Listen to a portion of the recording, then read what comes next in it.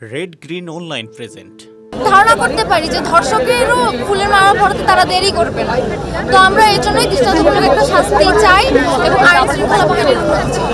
আমরা বের হয়েছি কারণ আমরা আসিয়ার ধর্ষকের ফাঁসি চাই, দৃষ্টান্তমূলক শাস্তি চাই। কারণ এর শাস্তি যদি আমরা এখন নিশ্চিত না করতে পারি তাহলে আমরা কত সেফলি আসি না রাস্তে। তো এই জন্য হচ্ছে আমরা নামছি যাতে আসিয়া এবং তার সহ অন্যান্য যে ধর্ষণের মামলাগুলো ছিল তার জানি বিচার হয় এবং একটা দৃষ্টান্তমূলক শাস্তি হয়। এই জন্য আমরা আসলে আজকে রাস্তায় নেমে এসেছি। সামগ্রিক আইন শৃঙ্খলা পরিস্থিতি আপনি আসলে কেমন দেখছেন, মানে কেমনটা প্রত্যাশা করেছিলেন নতুন বাংলাদেশে, আর হচ্ছে এটা কেমন চলছে কেমন? আসলে 5 আগস্টের পর আমরা ভেবেছিলাম যে একটা সেফ রাষ্ট্র পাবো, একটা নিরাপদ রাষ্ট্র পাবো, নিরাপদভাবে চলতে পারবো। কিন্তু এখন যে কাহিনীগুলো ঘটছে আমার মনে হয় না আইন শৃঙ্খলা বাহিনীর কোনো পরিবর্তন এসেছে। তারা আগে যেরকম ছিল সেরকমই আছে, উল্টা তারা স্টুডেন্টদেরকে মারতেছে, রাস্তায় স্টুডেন্টদেরকে মারতেছে। আর ধর্ষকের আর অন্যান্য যেই ক্রাইমগুলো হচ্ছে তার কোনো আমরা শাস্তি, দৃষ্টান্তমূলক কোনো শাস্তি দেখতে পাচ্ছি না। যেমন আমরা সম্প্রতি দেখলাম যে হেনস্থাকারী একজন মোস্তফা অর্ণব, সেই হেনস্থাকারীকে তারা হচ্ছে ফুলের মালা পরিয়েছে। ও আমরা বাংলাদেশের যে দর্শনের যে আইন ও শাস্তি তা শুধুমাত্র আমরা দেখতে পাই, তা শুধুমাত্র নথিপত্রের মধ্যে আমরা যখনই একটা আইন বাস্তবায়ন হয় তখন দেখবেন দর্শনকারীরা অপরাধীরা আরও তা করতে উৎসাহী করবে। যদি আমি বাংলাদেশের দর্শন ক্ষেত্রে কিংবা দর্শনের যে পরিসংখ্যান সেটা বলি আপনাকে, গত 20 বছরে আপনি দেখতে পাবেন না যে এই কোনো দর্শনকারী কিংবা তার স্টেট তার একদম প্রপার বিচার হয়েছে।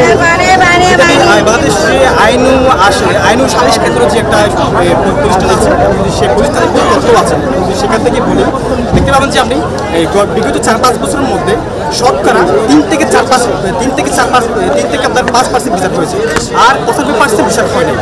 যেখানে 95% বিচার হয় না সেখানে দর্শনার্থী পাবেন। প্লাস হচ্ছে আমাদের এখানে যদি আমি আর কিছু বিষয় সেটা হচ্ছে আমাদের এখানে নৈতিক মূলভূত সরঞ্জাম আমরা অবকে করতেছি, এই কারণে মূলত দর্শনকারীরা পাঠিয়ে যাচ্ছে। বাংলাদেশের যে দর্শনের যে বিচার কিংবা এই আইন কিংবা শাস্তি সেটা হচ্ছে এই মৃত্যুদণ্ড কিংবা হচ্ছে যাবজ্জীবন।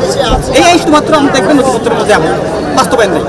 এই ক্ষেত্রে আমি মনে করি যদি বাংলাদেশ সরকার যারা এখন তারা যদি এই আইনের বাস্তবায়ন করে, এক্ষেত্রে দর্শনকারীরা মোটামুটি এই হচ্ছে আপনার ডিগ্রেস মধুরতা বলতে আপনি জানেন যে ঢাকা বিশ্ববিদ্যালয় বাংলাদেশের যে কোনো প্রশ্নে আকর্ষণ এবং ঢাকা বিশ্ববিদ্যালয় কখনো ভুলে আমরা আমাদের জায়গা থেকে যে বিষয়টা আমাদের অবস্থান প্রকাশ করতে চাই জাতির সামনে, যে দেশের যে কোনো ইনজাস্টিসের বিপক্ষে ঢাকা বিশ্ববিদ্যালয়ের শিক্ষার্থীরা যে ঘটনাটা ঘটছে, যে ঘটনাটা হচ্ছে একটা বাচ্চার সাথে এই ধরনের একটা ইনজাস্টিস হয়েছে, তাকে ধর্ষণের শিকার হয়েছে, নিকটাত্মীয়তা, এটা খুবই ধরনের প্রশ্নবোধক একটি চিহ্ন জাতির সামনে তুলে ধরে।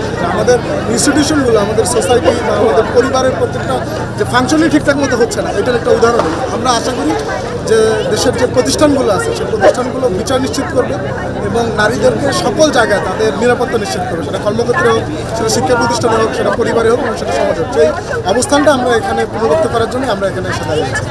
আমরা বেশিরভাগই যে হাসিনা সরকারের আমলে দেখেছি যে অনেক সংখ্যক ব্যাপক হারে হচ্ছে দর্শনের শিকার হয়েছে বাংলাদেশের নারীরা।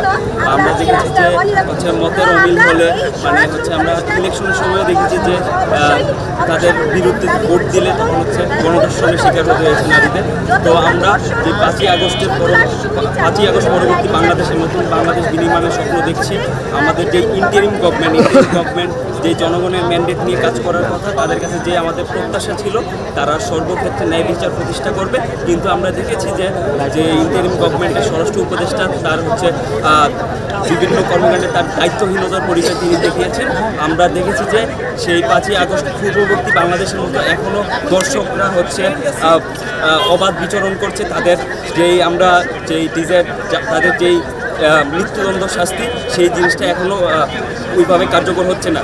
তো এক্ষেত্রে দেখেন আমাদের যে সিস্টেম আমরা যে চেঞ্জ চাই, যে ফেসিবাদী সরকার পতনের পরে দিল, সেই জিনিসটা কিন্তু এখনো হয়নি, যে কারণে আমাদের আবার রাজপথে নেমে আসতে হয়েছে। আপনারা দেখেছেন যে জুলাই বিপ্লবের সময় ঢাকা বিশ্ববিদ্যালয়ের শিক্ষার্থীরা এইরকম রাতের বেলা নারী শিক্ষার্থীরা সহ ছেলে শিক্ষার্থীরা সবাই কিন্তু রাজপথে নেমে এসেছিল। সেই আমরা আজকে দেখলাম যে জুলাইয়ের প্রত্যাবর্তন ঢাবি ক্যাম্পাসে। এই বিশেষ প্রতিবেদনটি যদি আপনাদের ভালো লেগে থাকে অথবা উপকৃত হন তাহলে অবশ্যই এই চ্যানেলটি সাবস্ক্রাইব করুন এবং লাইক, কমেন্ট ও শেয়ার করে রেড গ্রিন অনলাইনের সাথেই থাকুন। Thanks to everyone, red green online.